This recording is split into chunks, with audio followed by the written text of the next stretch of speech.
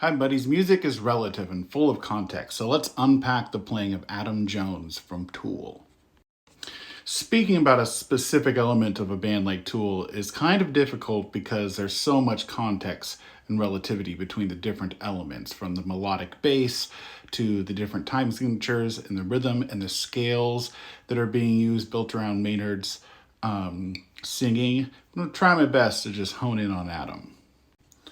Adam's journey to becoming a guitar player and joining Tool is pretty interesting. He started music playing violin, and that should not surprise you if you've ever heard the music of Tool.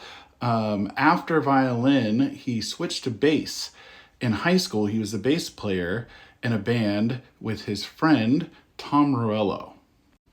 Also not a surprise to me because the techniques are very similar between the two guitar players, especially the techniques around using pedals and different scrapes and things and keeping things simple to octaves and fifths. Meaning neither guitar player uses a lot of complex chords or a lot of harmony. It's stuck to simple tones. Adam met Maynard when he was a set designer for a band called Green Jelly or Green Jello.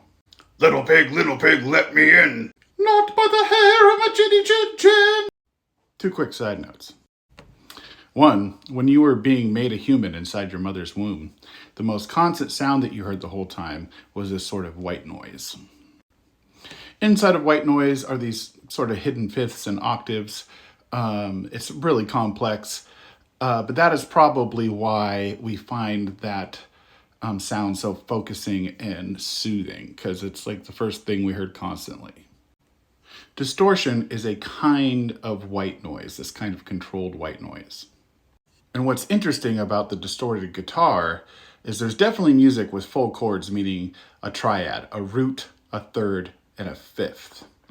But it usually is preferred to keep it with just the root and the fifth. Because that middle note of the chord, that third, tends to kind of like make things sound muddy.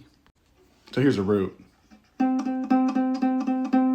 Here's a root and a fifth. We call that a power chord. And here's a root and a third.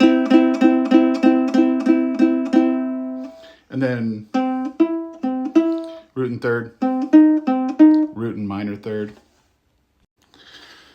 I said there were two side notes, I guess there's three.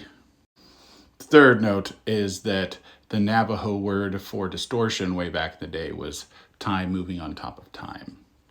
So that middle note that I just showed you, the third, the major third and the minor third, that is what lets us know that something is happy or sad.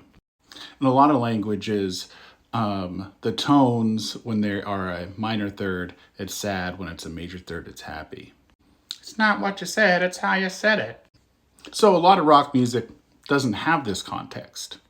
When we say that like metal music feels more primal, that's kind of what we're talking about. There's no real emotional context. It's this very rooted and grounded sound. And that's happening all while this distortion is happening, this controlled white noise that makes us feel this way. And I love the Navajo meaning that it's time on top of time. It's like writing time. It's distorting time.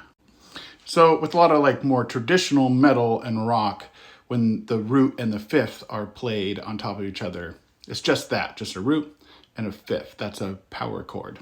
What Adam does is he doubles up or sometimes triples up the octaves.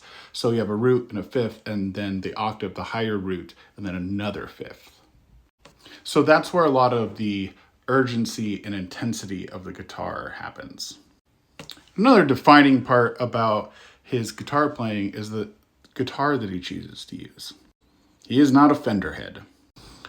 The biggest differences between like a Stratocaster, a Fender, and a Les Paul are tone.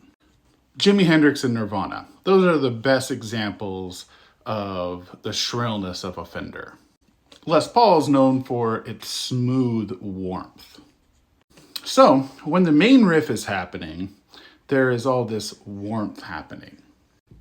But at the same time that he's playing through, and he usually played through pretty warm amps, he's got this warm sound, his playing style is pretty shrill.